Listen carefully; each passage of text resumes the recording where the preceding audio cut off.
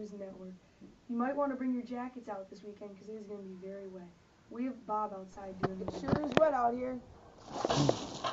Thanks, Bob. You also may want to stay home today because there's a camel backup on Moses Road. And there is also a camel accident on Highway 23. Today we're not going to be covering sports because we have a very special guest.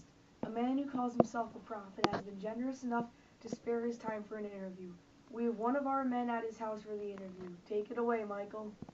Thank you, Richie. Today we have a very special prophet by the name of Pohl. It's Joel. Oh, sorry, my mistake, sir. Where were we? Ah, yes, a man named Joel. So, Joel, how are you on this fine day? I'm great, thank you. Well, let's start out with a basic question. What are your thoughts about the people of Israel and their current religious practices? I am horrified. The people have turned against God. They have not prayed, they have disobeyed repeatedly, and have turned to other gods. They must fast and pray for God's forgiveness. Forgiveness from God is not just given, it is earned. Now, how do you believe God will punish the Israelites for their actions? Will he use the locust plague to turn them back to him? Yes, he will use the locust plague on the Israelites. It shall eat all their crops. The Israelites must know that they cannot live without God. Now, how long do you believe this locust plague will last? As long as the Israelites keep on disobeying God, the plague will never end. Now, Joel, in what ways do you plan on turning Judah and the other Israelites back toward God? I will command them to fast, and if they are reluctant to doing this, God will bring many plagues, and they will wish they only had locusts. But if they are to do God's will, then he will bring rain for new crops to come.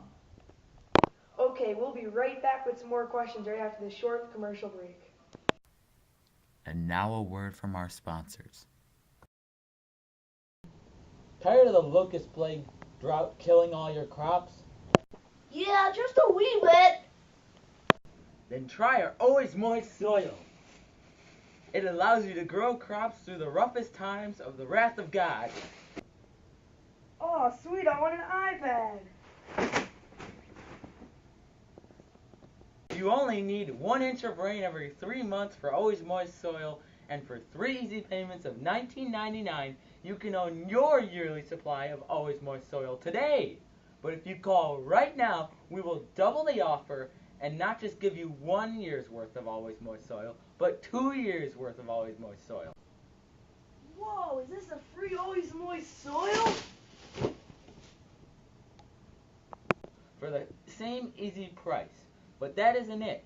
If you place 2 orders right now, we will throw in a free Moses bobblehead. Hello and welcome back to the Post-Exilic News Network. Now, Joe, you also mentioned a judgment day and a Messiah will come. What exactly are these? Judgment day is the coming day of the Lord. He shall come and judge the nations that have destroyed Israel. The Lord, or Messiah, is the Son of God. He will come during a time of great distress, and I mention this day in my book on many different occasions for a reason, to emphasize the importance of this day. This is why I am constantly referred to as the prophet of the day of the Lord. Thanks for your time, Joel. Are there any last words you'd like to leave us with? Thank you for having me. The people of Israel need to realize that despite the plagues and even war, God is present in Judah, and there is a reason for hope. Hey, Billy, did you see the football game last night? Yeah, dude, and that touchdown? Yeah, I know, and that tackle was Yeah, so awesome. how'd they pull that I don't know, off? I didn't think they were going to win. Yeah. Class! Yes, Mr. Lucian. Do any of you cotton-headed nigger muggins know anything about Joel? He's a prophet. Oh, pick me! Alright, you, Wade, what do you know about Joel? He was a post-exilic prophet? And that means?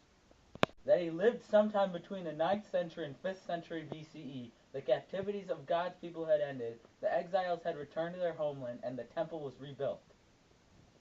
Ah, Wade again! Is there anyone else out there? Billy? Billy, is that you?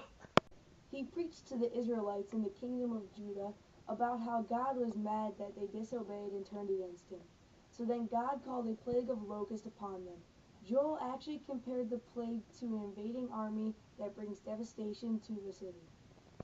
Yes, very true. His feast day is October 19th, and that was just 2 weeks ago.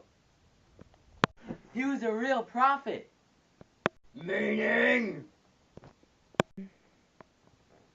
Meaning he was also a realist and told people the truth, even if it hurt. Yes, real prophets convey a message that is consistent with the faith of Israel. Does anyone know what the name of Joel even means?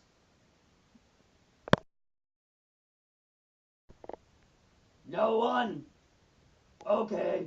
Well, his name means Yahweh is God, and he is also the son of Pohl.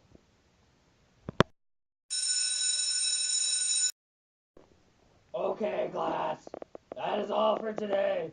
Tomorrow we'll be talking about Malachi.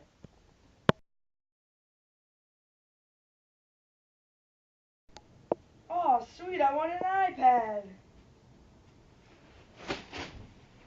I'm not gonna get hit and throw it. You broke my soil. You broke my soil. You ain't filming this. Oh.